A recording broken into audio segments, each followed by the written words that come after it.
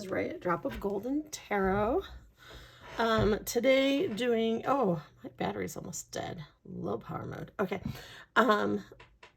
Today doing a VR to Lisa Pepez of top 10 decks of 2022. It was easy and hard. I did not actually accumulate very many decks. So the rules of this are decks that you received or brought into your collection in 2022. They don't have to be tarot. They could be Oracle or Lenormand or anything tarot adjacent. And I actually looked through my spreadsheet, which I keep, and found I only brought in, I think, 14 decks, maybe 15 decks in 2022, and a couple of them I've already moved along. So it really didn't leave me with a whole lot of decks. So, but I'm going to go through, I kind of have a top 10 for 2022, kind of. I'll explain. So, in no particular order, trying to save my favorites for last, but I haven't actually ranked them like 10, 9, 8, but I'll try to put my more favorites last. Decks, my favorite decks that I brought in. I don't think there's going to be 10. Okay, so I'm going to not say number 10 spot, number 9 spot, number 8 spot, because I don't know. First of all, we're going to talk about the mythical creatures. This is a Catherine, I think it's a Catherine Mahoney, yes. It's a Catherine Mahoney Baba Studio deck. Oh, and I got it upside down in here.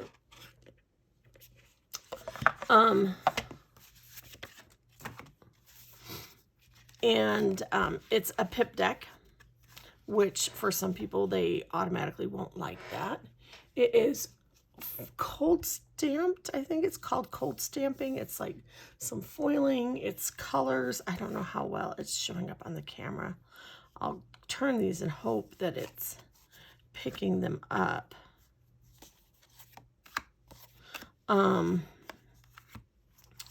It is a lovely deck. Look at this hermit.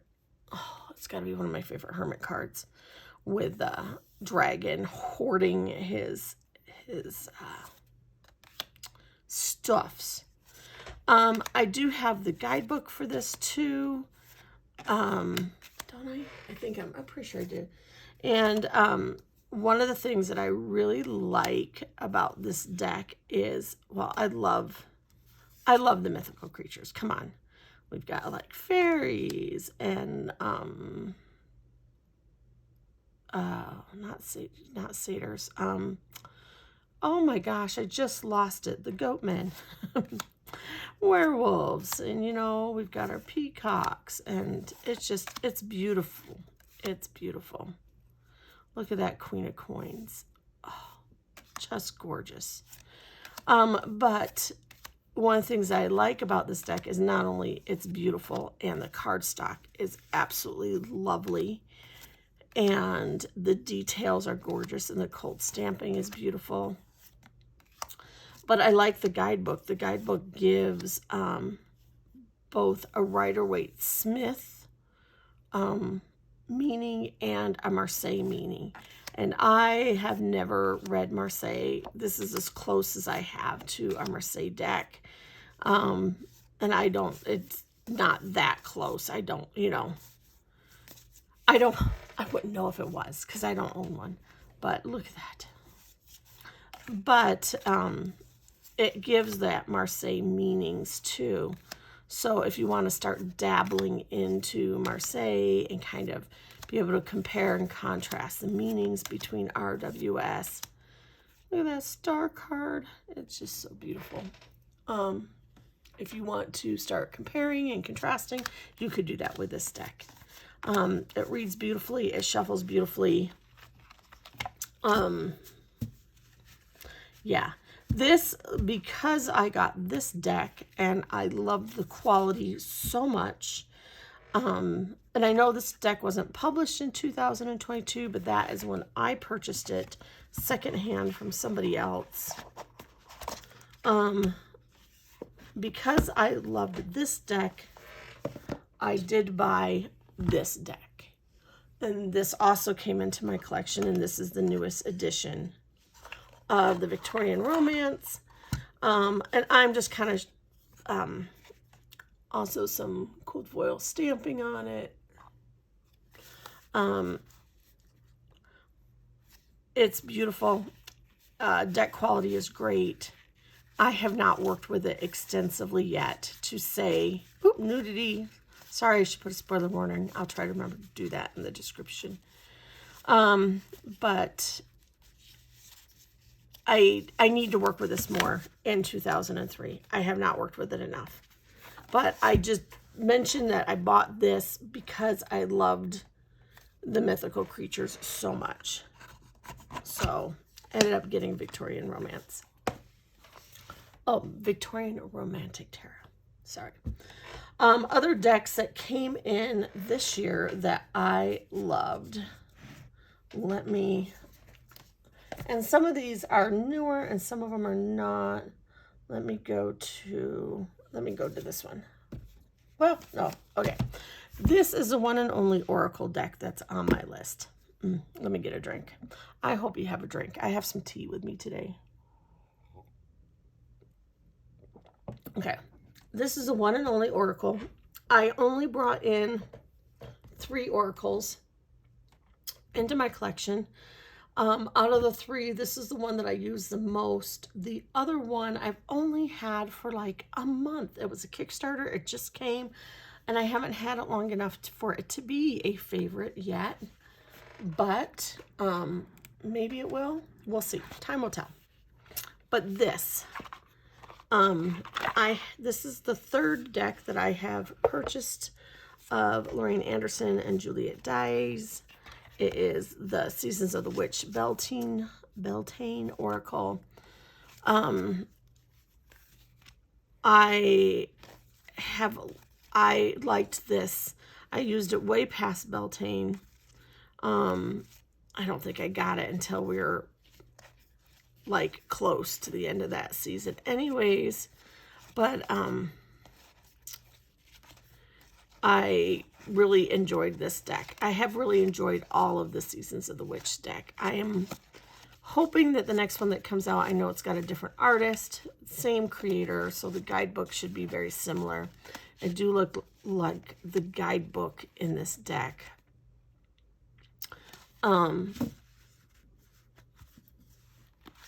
This deck here has been a lot about all of the decks, even the Samhain deck, which seems like it should be a darker deck, is really a lot about self-empowerment. So if you need a good deck about self-empowerment, I would say that this would be a good one for that. Cardstock's a bit glossy, not too bad. I hope that you're seeing it well. But the guidebook is nice. You have your first page with your keyword and your little quote, and then some explanation that kind of is more like advice.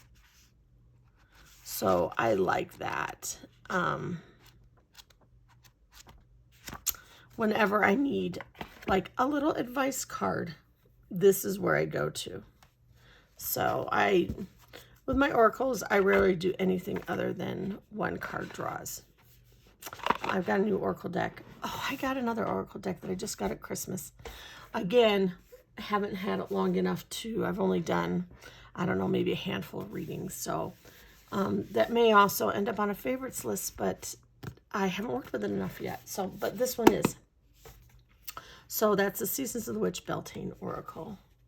Let me put, whoop, now I'm throwing things on the floor. Sorry.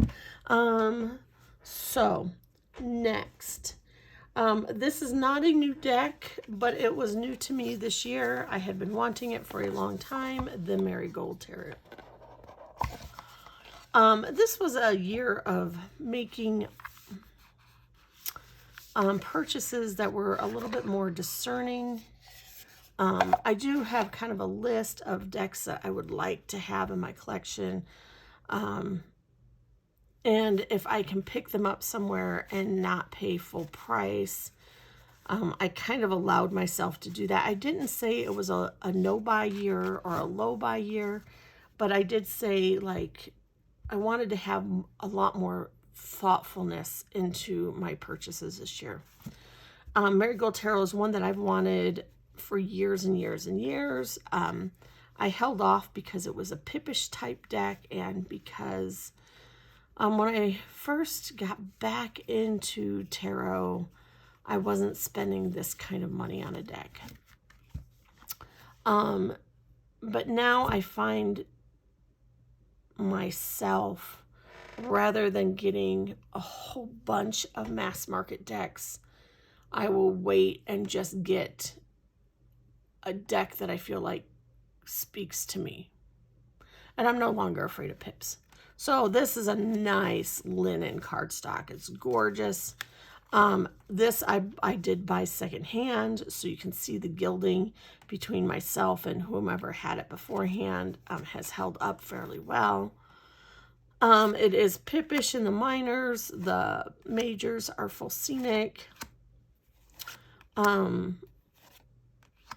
There was a time in my tarot career that I would not have done pip minors, but I feel like I know the minors well enough, and I read them half the time by numerology. So yeah, having pip minors doesn't bother me anymore. In fact, I think these are beautiful. This deck is beautiful. This deck is lovely to shuffle. Oh, I love linen cardstock for the shuffle. The gold is shiny, but it's not like sharp on my fingers.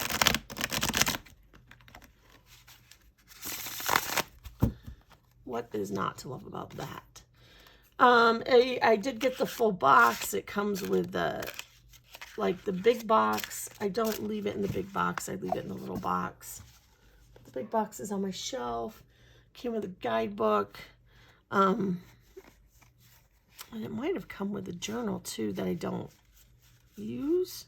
I think it was just a blank journal, if I remember correctly. I think so. But I am loving this. I think it's beautiful, and I love to use it. I don't think I posted a ton of pictures of this one. Maybe I did.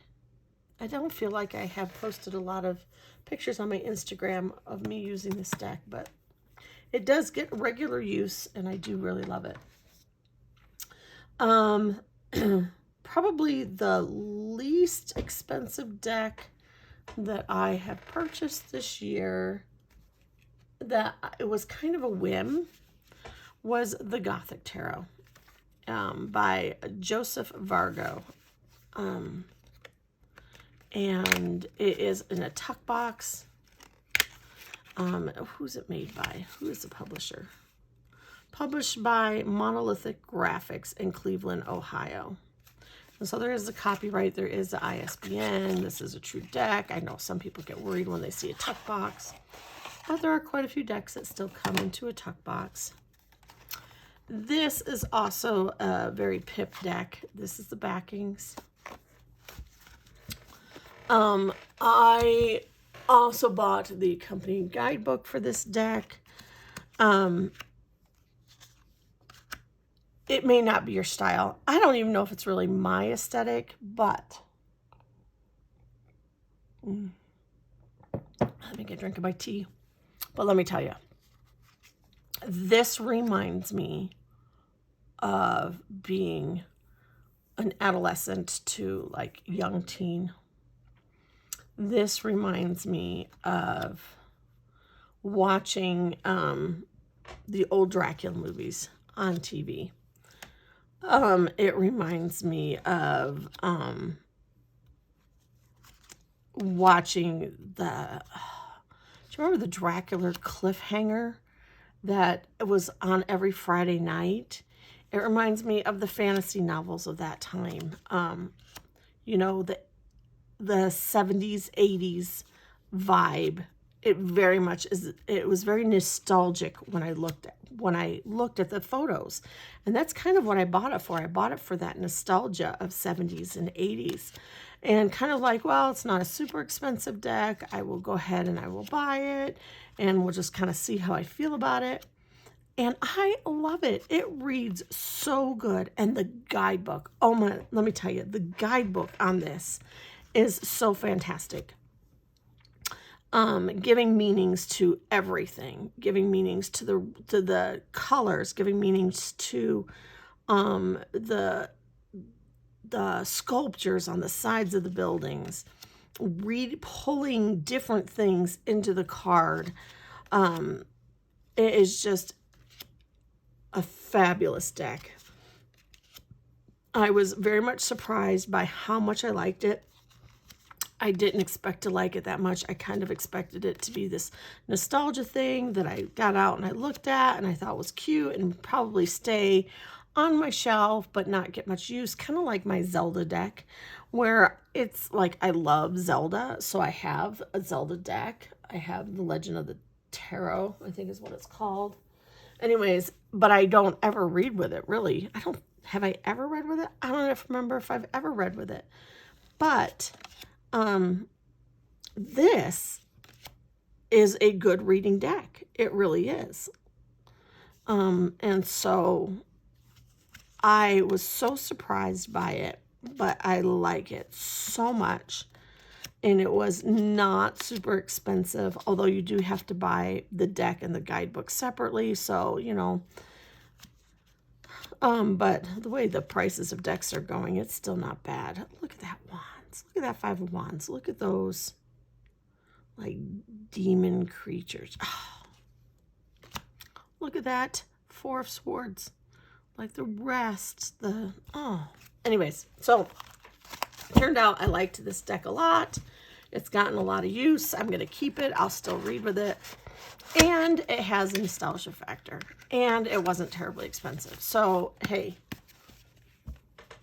for that reason, it has worked its way up my list of favorites in 2022. Another deck that I got. So, I've got these. Okay. I don't know how many decks I've done. Anyways, doesn't matter. I've got a couple of decks that are pretty neck and neck. And so, okay, so I'm going to say these next 3 decks are neck and neck. Okay, is that okay? Did I say that? Okay. They are the Monsoon Tarot, the Yokai, and let me grab this one. This one's sitting at my desk right now. The Oak, Ash, and Embers. Is that? Oh my gosh. It's not Oak, Ash, and Thorn. It's something Ash and Embers. It's not Oak, is it? Oh, let me find the box. That's bad. Smoke, Ash, and Embers. Oh, so bad. Okay. So I say these 3 decks are pretty neck and neck for me. Look at this deck. This cardstock is so chunky. That deck is as big as the other ones are in the boxes, in the hard shell boxes. Okay. Let me see. I think I started with this one this year. It was, this is probably one of the first decks that I got this year. I think it came to me in January. I love dragons. Always have. I'm very much a child of the 70s, 80s. Grew up with all my fantasy novels about dragons. Am I upside down? Anyways, love dragons. Love this deck. It is cute. It is very much easily readable from a Rider-Waite Smith. You don't really need a big guidebook to go with it, as long as you know Rider-Waite-Smith. It's pretty scenic with, pretty scenic. It is very detailed. What am I saying? It's pretty scenic. No, it is very detailed. It's a detailed deck. And it's beautifully done, beautifully illustrated, gorgeous. Stephanie, can't I remember her name? Stephanie Burrows, that's it. Stephanie Burrows is the creator of this deck, and she commissioned Adam, I can't say his name, is it Ohlers? I hope I'm not butchering that, to do the artwork for her deck, and it's beautiful. I didn't get Oak, Ash, and Thorn. It didn't really appeal to me. I have a couple other animal decks that I really love, that I was like, I don't need Oak, Ash, and Thorn. But when she did dragons, I'm like, yep, I need this. Need a dragon deck. So, I guess my only wish for this deck is that it maybe, that the cardstock was not, I mean, if this was on a linen cardstock, it would probably be a perfect deck. I don't mind the chunky cardstock. I can shuffle it fine. I have bigger hands. It doesn't bother me. Bigger decks don't bother me. But, see, I mean, I can do it. But it's just not as satisfying as some other cardstock. But, it's good reader. Reads plain RWS. Pretty straightforward. Not a problem. I got the Yokai before I got the Monsoon, so I'll go there first. And I'm sorry, but this guy right here looks like my dog. I know he's not a dog, but he looks like my dog. If I can, I don't know how to insert like a still picture in the corner. If I figured out, I'd put a picture of my dog up there. My dog's a Chow Chow, and he looks like this. So right there, I looked at that and loved it. But the edging on this was a little sharp, but it's not bad because the cards are thin. They have a little bit of texture to them, but they don't feel quite like the linen. They feel very similar to like a Baba Studio card kind of thing. So I love the cardstock, but I love the illustrations in this deck. And read it like RWS. I mean, the guidebook tells you about the characters in the deck and just gives like a little 3-word meaning. So if you don't know RWS, this might be a little bit harder to kind of wrap your head around, but you could still get there. You might want another book to go along with it if this was going to be your first deck, if this is a deck that's calling to you. But I love this deck. I think it's gorgeous. I think it reads well. I love the sepia limited color palette. I find it very attractive. I find the art style attractive. I know this would not be everybody's cup of tea. Look at that 2 of Cups. I just love this 2 of Cups. Showing how they have to work together. I just think that's fabulous. But I do love it. I think it's fabulous. So, am I saying that a lot? Am I just saying, oh, I love it, it's fabulous. Oh, I love it, it's fabulous.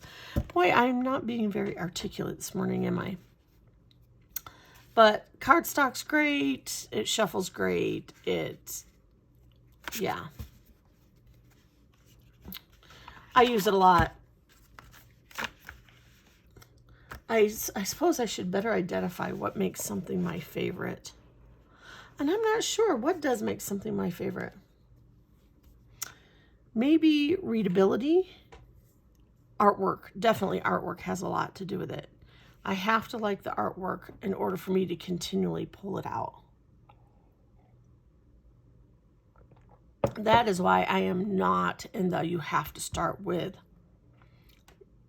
the traditional RWS Pixies artwork kind of thing, because if you don't like the artwork, I don't know that you're going to continually pull out the deck and learn it. So my advice is to start with artwork that you love. There are so many good artwork decks that are easy to read that it's, yeah. All right, so the Monsoon Tarot, I backed this one on Kickstarter. I got the limited edition deck. So it did come in the hardcover 2-piece box. It did come with a guidebook. And is the guidebook any good? I don't know. I don't remember looking at the guidebook really very much. No, the guidebook really doesn't give you a ton. It's okay. It does not give you a ton. That's how much I've used the guidebook. I was like, I don't remember if I've looked at it. But you don't need it if you know RWS. So these are the backs. This is that holographic. It looks sparkly, but it doesn't feel sparkly. It doesn't have the, like the sparkles that fall off in your hands. Like Schiffer has done in the past. And I love it. It's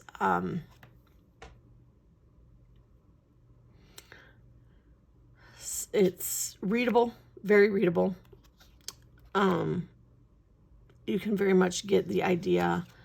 I know some people might, the artwork does vary from card to card, like the stylisticness of it.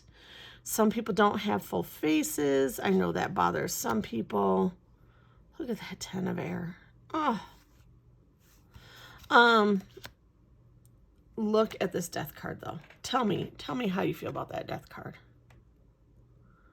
Like,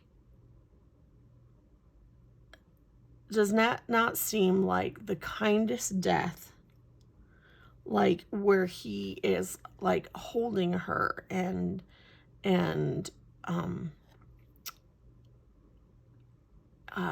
comforting her. Yeah. So so the art styles vary, but I think the grays, even though like these are very cool, and then you have one that's kind of warm, I think the grayness of the deck still makes it cohesive, because here we have cool and warm colors. So I think that the color palette is what makes this more of a cohesive, other than the art style. But it's whimsical. It's fun. But it has a lot of heart to it. I feel like when I reach for this deck, that I feel a lot of emotion. Like it makes me feel things. So I feel like when I'm reading with this deck, I'm not only going off of what I know of RWS, what I know of numerology, what I know of tarot, and what the picture tells me, but I'm also going off of the emotions that it makes me feel. So I think this deck would have a lot of intuitive abilities, it feels like to me. So I do love this deck for that. I mean, I love the cardstock. I love how it shuffles. It sounds so good. This is one of those decks that I could sit here and shuffle all day. It's beautiful.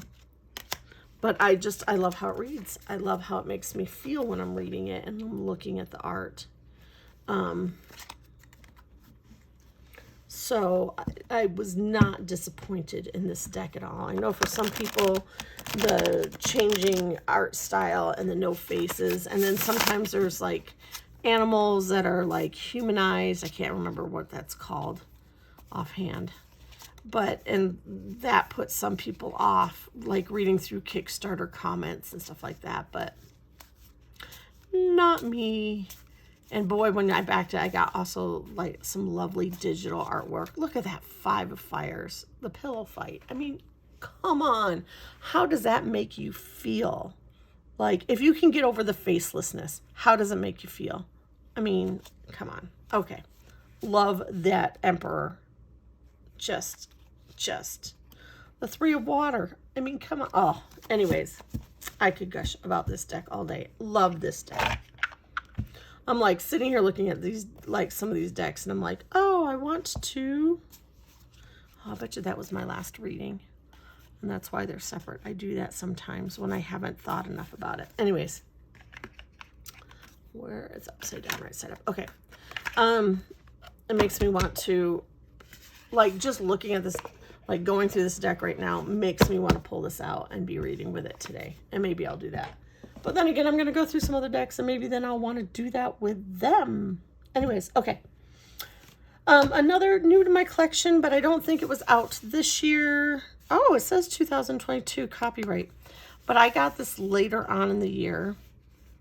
This is a Black Violet Tarot, and this is a Cherry Blossom edition by Heidi Phelps. And this deck, if you like this deck, you can't get the Cherry Blossom edition except for secondhand, which is how I bought mine. And you can see it's got like a little ding. Now, when I saw the pictures and bought it, it didn't have that ding. I think it happened in the mail from the way it was packaged, but that's okay. It didn't go the way it's to the deck, so I don't care. What was I saying? You can get this deck in black and white. She's done a couple versions in black and white, and then she did this Cherry Blossom edition. And then she's done another black and white edition after that. And when she did this last one, the first printing that was sent to her, the backs were wrong. They weren't the way that they were supposed to be. So she is selling those decks on her website for very, very inexpensive, especially for an independent deck. And everything else on them is fine. It's just not the back that she wanted on her deck, and not the back that the people from the Kickstarter campaign had seen. So they're being sold very inexpensively. I'm thinking like $28 for an independent deck of this quality. It's a good price. It's almost tempting to buy a second one, but why do I need a second one? I don't.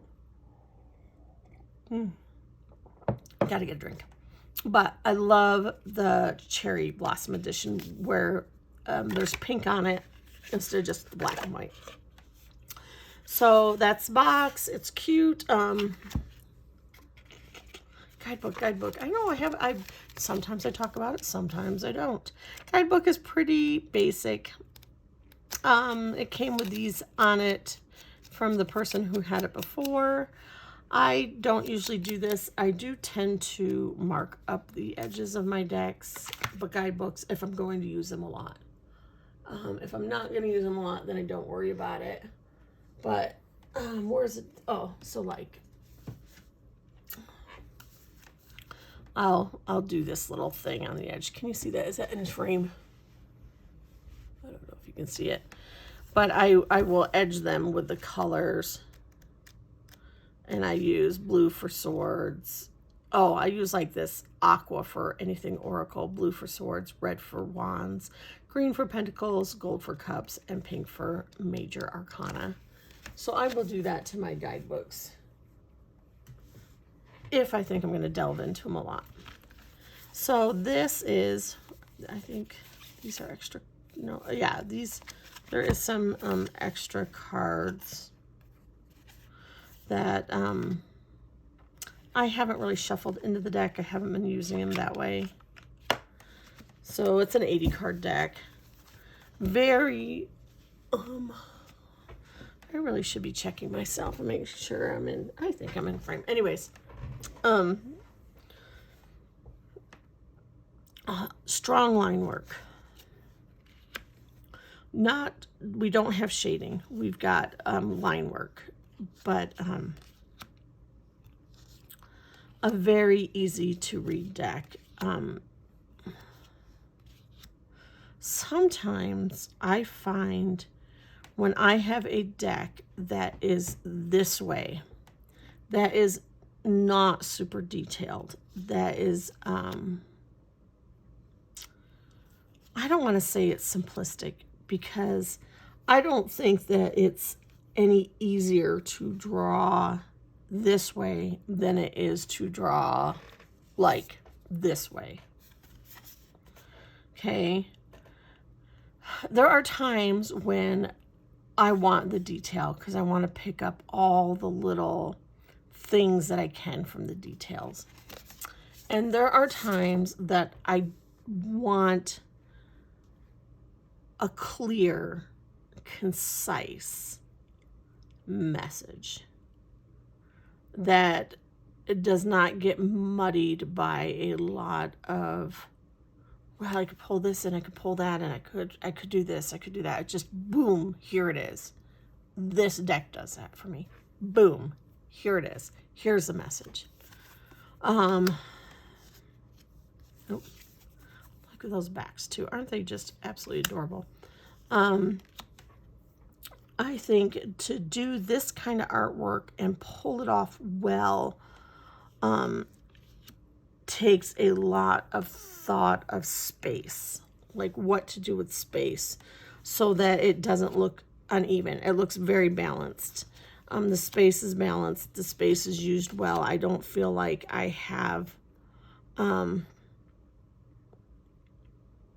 wasted space. Like, even when I have a lot of it, I feel like there's a purpose for it, and I like that. So the cardstock is wonderful. There is no edging. That's fine. Wouldn't this look good if it had just a little bit of a pink edge on it, though? Anyways, I'm a kind of a slut for edging. Anyways, a good matte edge.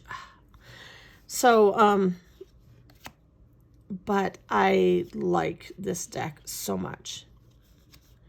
It is straightforward. It tells the story straight out,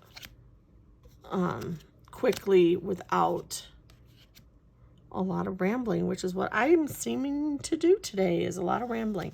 But this deck doesn't ramble for me. It just, this is it. This is a message. Here you go. Clear and concise.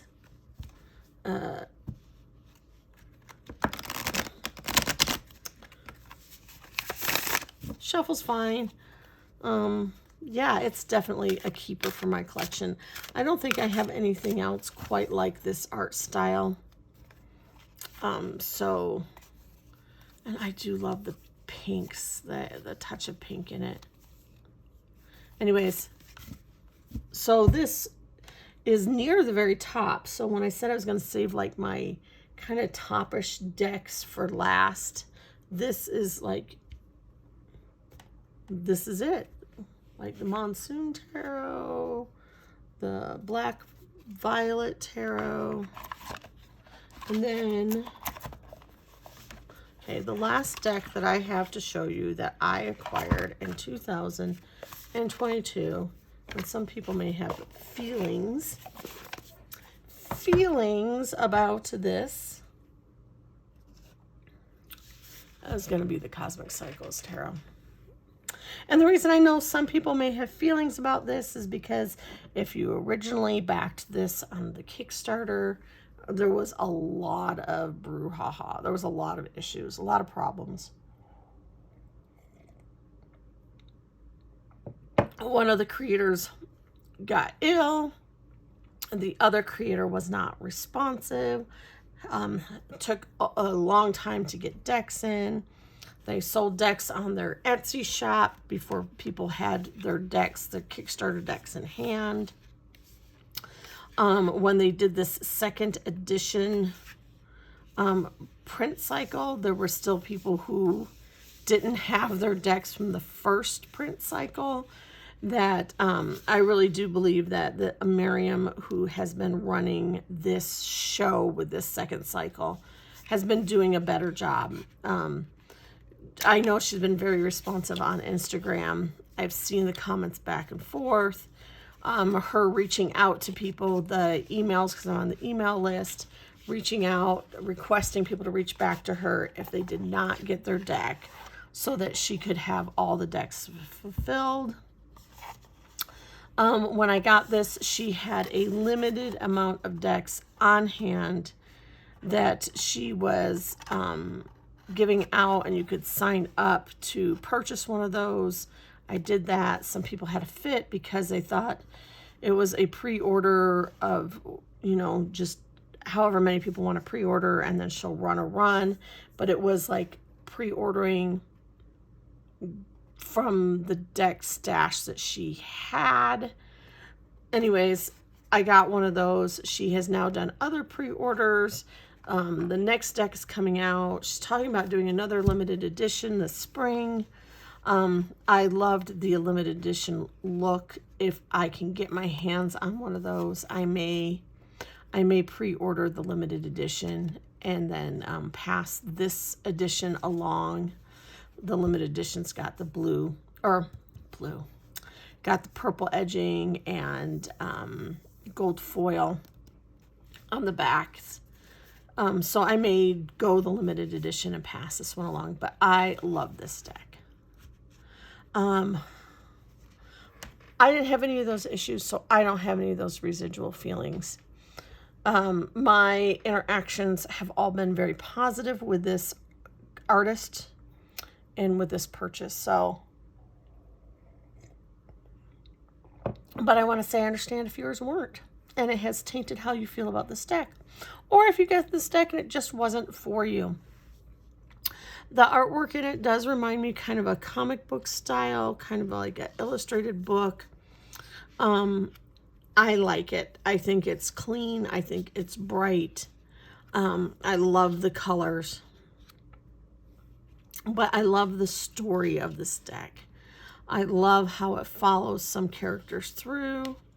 I like how it's been modernized. I think that's my thing. I really love how this has been modernized. I worked with the Lightseers deck finally this year. I bought it, I don't know, I may have bought it in 2019 and it sat on my shelf for 2 years. But I finally decided to get it out and worked with it. I was hesitant. I took forever to buy it because everybody had raved about it. And I was just like, I don't see what's so special. I hate the devil card. Still hate the devil card. But I worked with it and really came to appreciate that deck. When I had purchased this one, it was to fill the Lightseers kind of hole in my collection, the more modern version of tarot. And then I worked with Lightseers. I was like, oh, I really like that. And then this one came in, and I was like, ooh, now how am I going to feel? That's why I told that story. So how am I going to feel? And they are a completely different feel to me. Both modern, both colorful, but a completely different feel. So I believe there's room in my collection for both of them. Look at the little puppies on the chariot. But I very much love this deck. I spent a good solid month when I first got it in, pretty much working with it exclusively. And it did the things for me. I really like it. I did get the guidebook to go along with it. Let me see, it's here. And it gives you like the story of the people in the cards. It gives you their likes, their dislikes. It gives you a little bit about their personalities.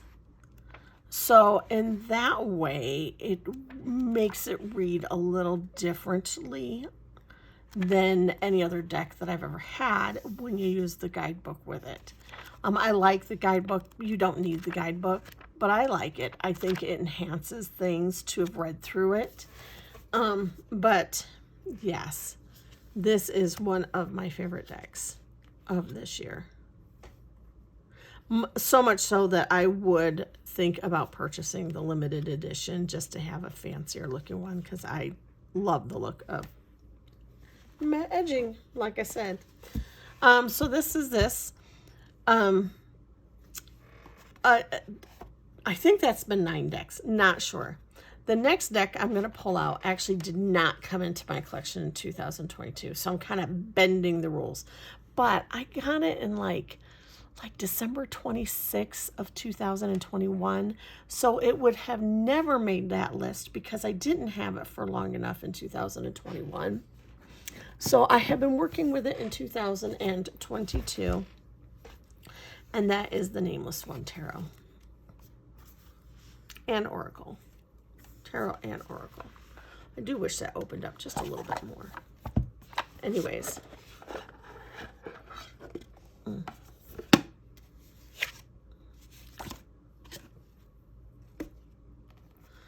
So there is a big chunking guidebook that is fabulous.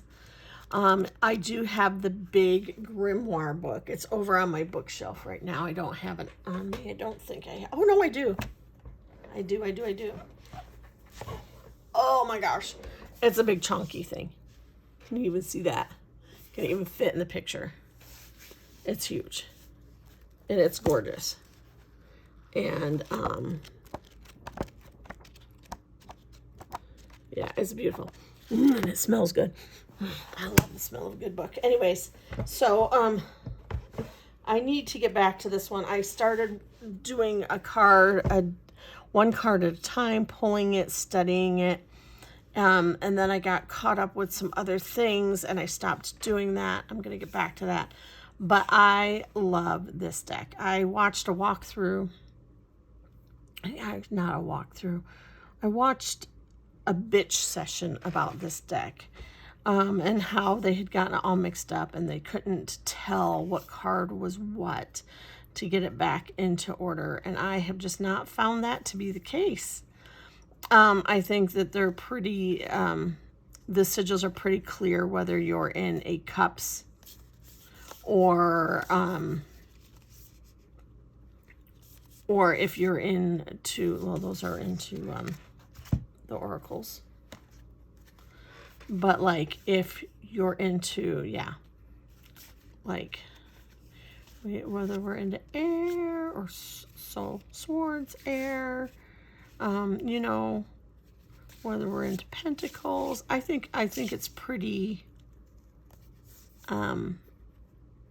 self-explanatory. You have your symbol for your air, earth, fire, water, plus there's other hints like where you're at with this.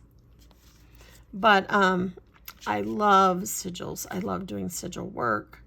I think that you could read this as a pip deck. You could read a RWS. Even though it is pip-ish, there is scenes in here to kind of guide you and carry you along. So I you know, you're looking at the 10 of coins and what do you see? You see a family, and you see a family of bunnies. So a prolific family that's together, and there's plenty of money, and there's the flowers that they need. And I mean, you get it. It's there. The meanings are there. So the cards are huge. They're unwieldy. Yes. Will I end up shuffling this and using it like a regular tarot? I don't know that I will. I don't know that I won't. I bought it for the sigils and for the study of the sigils and the study of the cards, which I am still currently doing. So I did, and look, matte black edging. Oh, these cards are just beautiful. I don't know if you can see, there's kind of like a smoke swirl that's super dark on the back. I don't know if the camera can pick that up. Beautiful deck. I love it. So I'm sitting here and I'm doing like my top 10 decks of 2022. And let me tell you, I'm done. So I'm done. But the one that I want to go back, the two that I'm finding myself wanting to work with today are this one for study, and I'm finding myself wanting to pull cards from the Monsoon. Does that make them my absolute favorite? No, that means that's the mood I'm in today, but that is the mood that I'm in today. So, I'd be interested to know what your top 10 decks of 2022 are. I know that my deck collecting has gone way down this year. I'm like looking at other decks that I could have brought in, so for some honorable mentions. I didn't need a lot of decks this year. I have a lot of decks. I have over 100 decks in my collection between Oracle and Tarot. I think I have like 80 Tarot. So way more Tarot than anything else. This is the first year I've actually pared down my collection and gotten rid of things. I got rid of a Lenormand deck that I never used. I liked it. It was pretty, but it wasn't not going to be something that I ever used.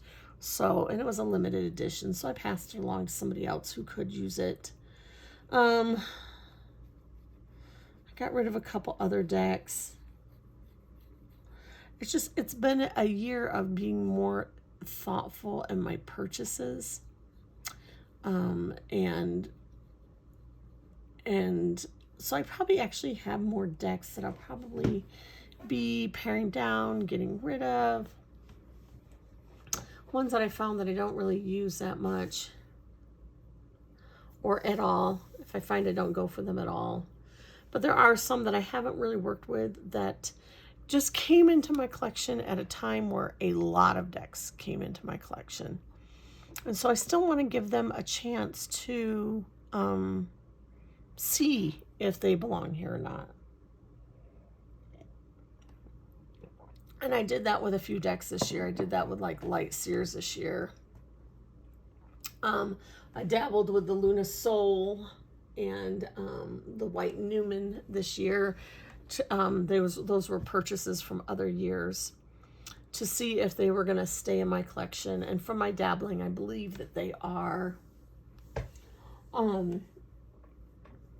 So, I mean, there's still some other decks that I just need to work with more to see if they're going to stay or not.